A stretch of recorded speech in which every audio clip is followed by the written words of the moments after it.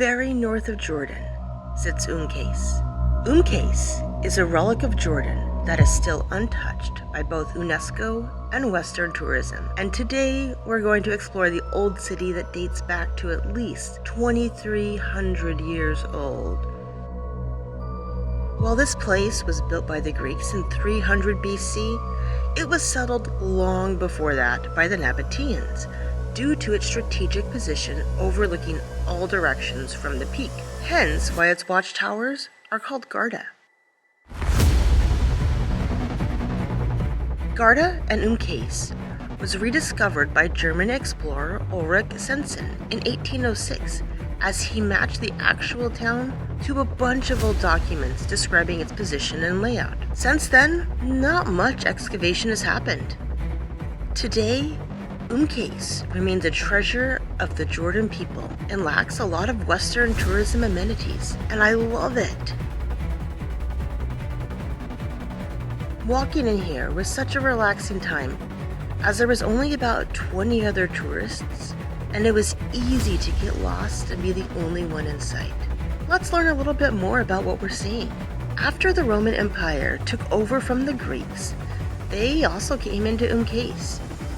In 63 BC, when the Roman Empire was still expanding and not even at its peak yet, Garda was voluntold to be part of the Decapolis.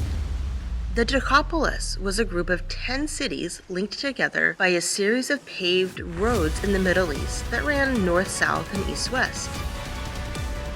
In an environment predominantly occupied by Nabateans, Jews, and Arameans, it was significant for the Romans to have such a unified series of towns speaking the same language, culture, etc., and all dependent on the Roman Empire. Its nomination to be part of the Decapolis was due to the heavy expansion of the Nabatean Empire.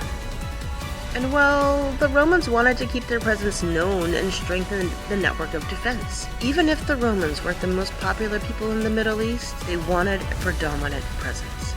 And I feel like now is where I should do an ad read about something with networks and roads and big presence, but I'm not sponsored.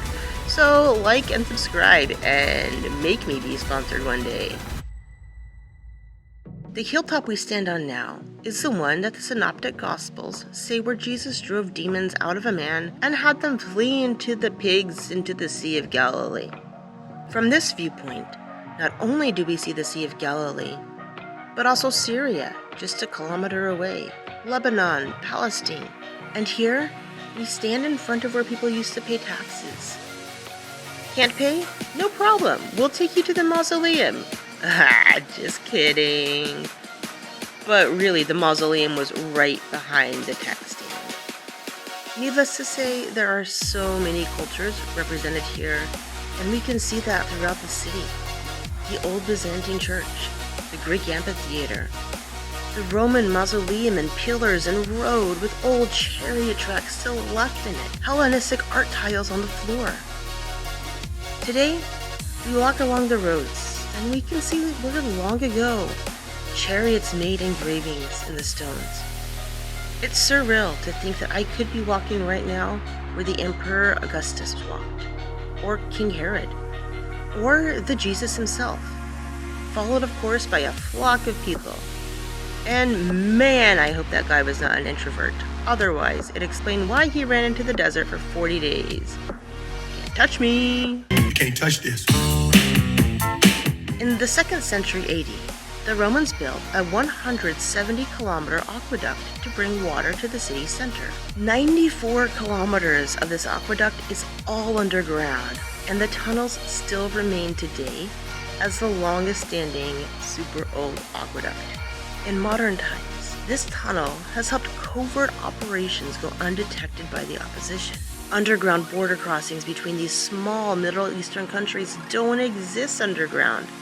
And if I was water or a smooth criminal, I absolutely would want to float along underground and go undetected.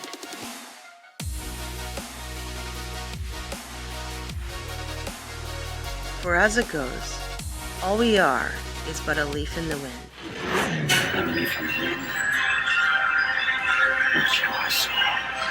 And with that, it's time for me to float on.